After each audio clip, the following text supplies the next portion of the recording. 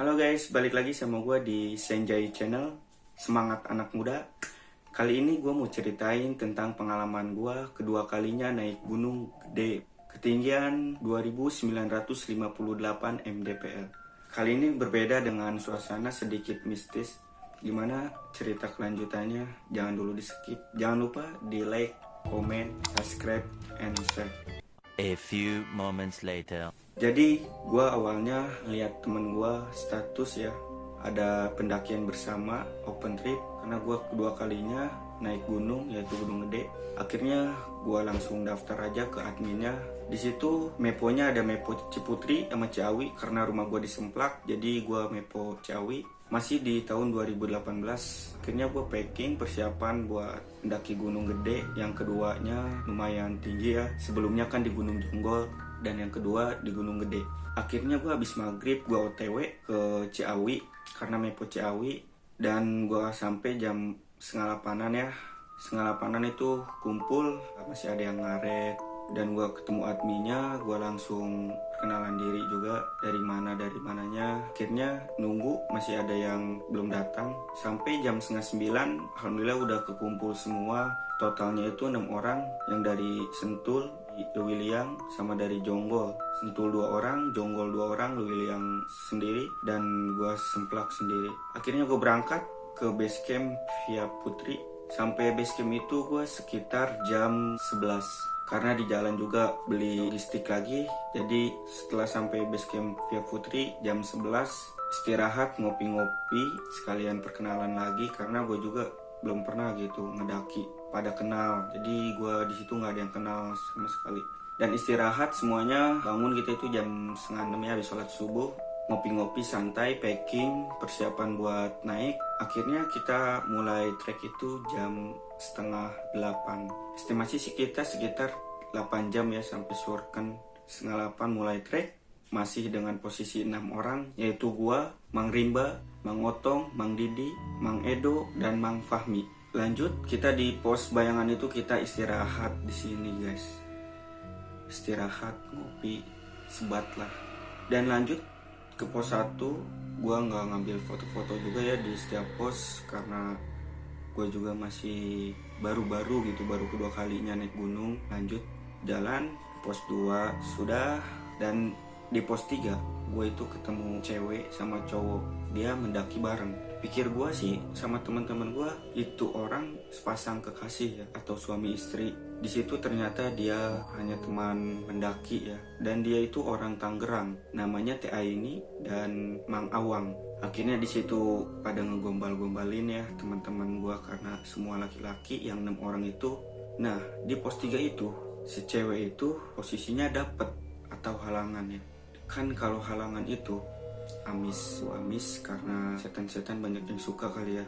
Cuman gimana, tergantung fisik perempuan itu. Akhirnya kita naik bareng, ngobrol-ngobrol. Setelah mau ke pos 4, si cewek itu kerasukan. Di situ gue bingung, kerasukan apa. Dan akhirnya teman-teman gue pada ngeriung sambil berdoa bersama, karena yang kerasukannya itu cewek ya. Dan teman gue ditanya, "Iya saha di mana?" Tapi dia jawabnya, akhirnya dia ketawa. Dia ketawa guys.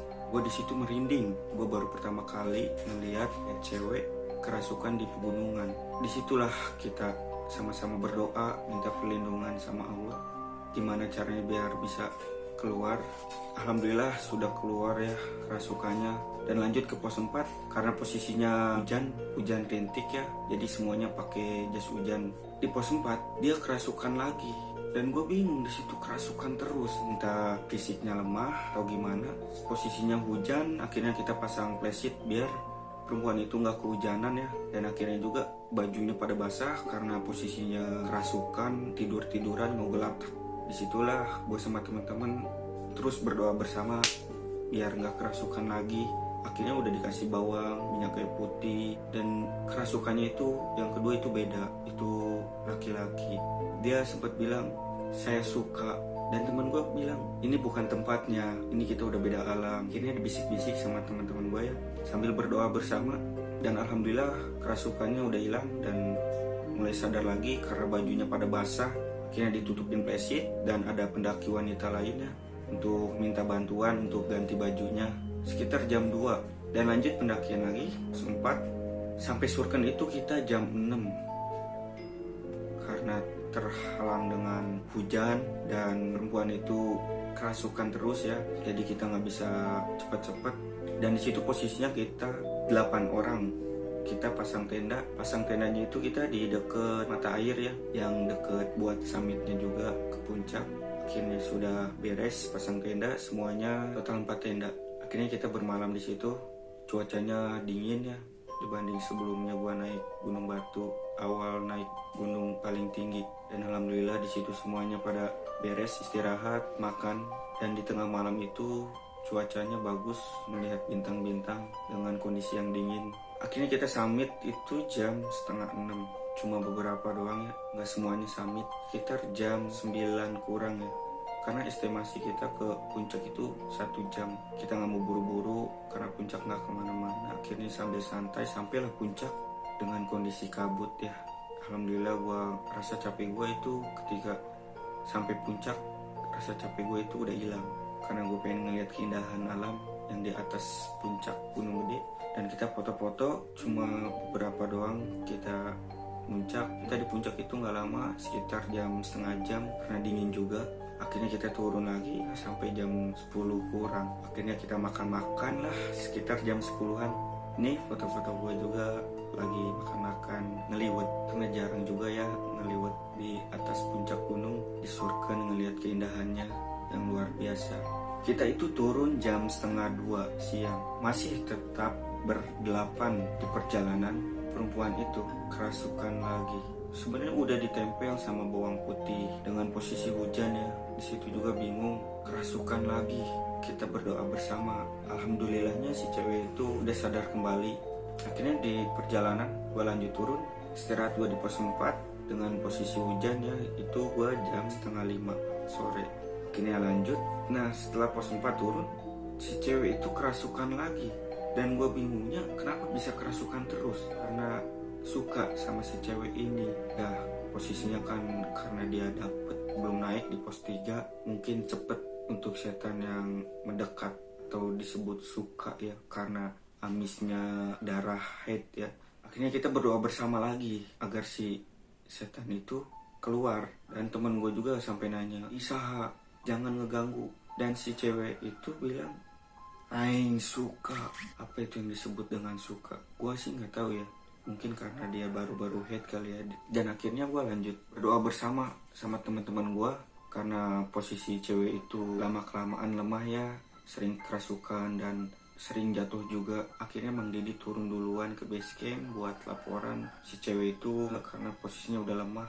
Akhirnya gue lanjut perjalanan, ketemulah malam si cewek itu di perjalanan kerasukan lagi. Di situ jam setengah 7 ya, karena udah gelap sampai kerasukan terus. Entah fisiknya yang lama, lagi posisinya dapet ya. Disitulah gua ngering sama teman-teman gua, berdoa bersama dengan posisi yang gelap ya. Dan alhamdulillah udah sadar lagi ya. Dan di situ kita masak dulu ya, masak mie, masak kopi yang anget-anget ya buat si cewek itu dan gua sama teman-teman. Setengah 7 itu kita lanjut pos 3.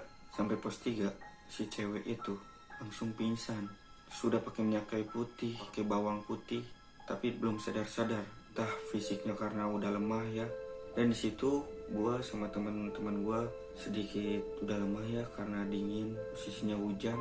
Jam 9 itu masih di perjalanan dan Mang Didi itu turun karena dia manggil ranger ya buat jemput TA ini, karena sering kerasukan sama kondisi badannya juga udah lemah. Dan akhirnya kita lanjut perjalanan dikit demi sedikit. Setelah mau pos 2 jam 11 malam kita istirahat dulu, posisinya sambil hujan-hujanan. Itu jam 11 malam si cewek itu kerasukan lagi.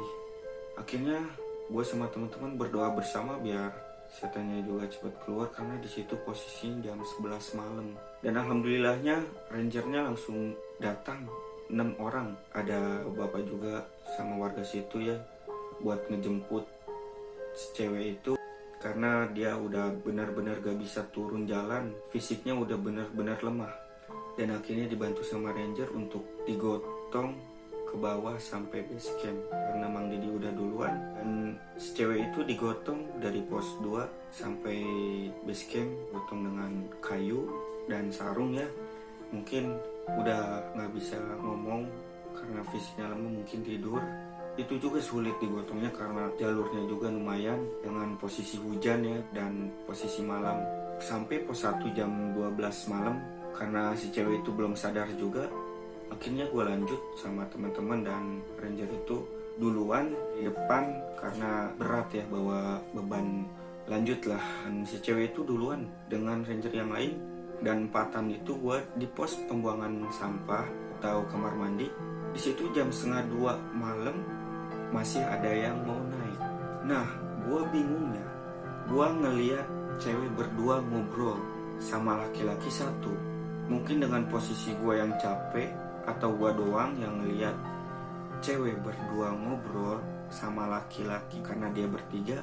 Dalam hati gue, oh ini orang mau naik tengah malam jam 1:30 malam. Lanjutlah gue berempat itu turun sampai pemukiman warga. Gue istirahat karena posisinya udah capek. Sampailah gue pemukiman warga itu jam 2 kurang 10 menit. Gue istirahat ya sekitar 10 menitan. Nggak lama yang gue temuin itu di pos pembuangan sampah atau kamar mandi, si cewek sama cowok itu turun. Katanya sih mau numpang ngecas. Dan ditanya sama teman gue, Mang Otong, "Bang, yang tadi naik berdua bukan?" "Iya bang." Stup, gue di situ bengong. Kok berdua? Tadi gue ngeliat itu bertiga. Gue bingung, siapa itu cewek 2, cowok 1? Akhirnya gue gak mau banyak tanya ya, karena dia turun juga mau ngecas. Jadi gue gak mau bilang-bilang tadi gue ngeliat bertiga, biar dia gak ngedon buat naiknya lagi. Akhirnya gue lanjut ke base camp, dan gue di situ ngobrol, "Mang, biar teh ningali tiluan apa duaan Mang?" Dan disitulah teman-teman gue bilang, "Aing ningali tiluan, ih sarua aing." Nah, ngeliat di pos pembuangan sampah atau kamar mandi, semuanya pada ngeliat tigaan. Dikira gua tuh cuman gua doang yang lihat, ternyata empatan itu ngeliat. Di situ gua merinding. Itu siapa itu sosok perempuan itu? Sampai base camp itu, dan si cewek itu udah dibawa ya ke base camp si Mbah, diobatin karena kondisinya yang lemah itu udah sadar. Dan alhamdulillahnya gua istirahat, dan gua bangun jam 6:30 sama teman-teman gue. Akhirnya gue mandi, gue langsung ke warung ya buat beli kopi. Ketemu sama si cewek cowok yang tadi malam mau ngedaki, nggak jadi. Dia bilang sih mau ngecas, cuman gue nggak tahu dia naik jadi apa enggak. Dan akhirnya gue ngobrol di situ, "Bang, lu bukannya tadi malam mau ngecas nggak jadi naik apa gimana bang?" Dan si abang itu bilangnya, "Gue merinding bang, ada firasat yang gak enak." "Oh begitu bang, sebenarnya tuh gue tadi malam ngeliat lu bertiga, cewek 2an, cowok 1. Yang gue bingungin pas lu turun, yang katanya mau ngecas, kok lu cuman berdua bang?" Di situ gue masih merinding. Siapa itu cewek? Gue sarapan bareng sambil ngobrol, dan dia bilang nggak lanjut naik karena firasat gue nggak enak. Dan gue bilang, "Iya bang, soalnya kan posisinya juga malam, lu berdua." Nggak tahu ya gue juga siapa, sosok siapa itu yang cewek satu lagi. Dan mungkin dia lanjut naik pagi ya sama ceweknya. Dan akhirnya gue balik lagi ke tempat penginapan, dan disitulah kita kumpul 8 orang. Alhamdulillah kita turun dengan selamat, walau tantangannya banyak ya. Perjalanan yang sangat lama, sangat lelah. Disebut seram enggak karena ramean. Sekitar jam 9 kita pulang masing-masing. Kita berpisah itu di puncak. Disitulah cerita gua tentang pengalaman gua naik Gunung Gede dengan suasana yang mantep, suasana yang strong, karena gua baru 2 kali naik gunung. Dan alhamdulillah gua nambah temen juga. Yang tadinya gue dari rumah sendiri, akhirnya gue punya teman. Selesailah cerita gue di situ di Gunung Gede. Jangan lupa di like, komen, subscribe and share biar gue semangat lagi buat cerita pengalaman gue naik gunung. Dan pesan gue buat anak muda siapapun itu, dan jangan tinggalkan sampah di gunung karena gunung bukan tempat sampah. Terima kasih buat semuanya. Salam semangat anak muda.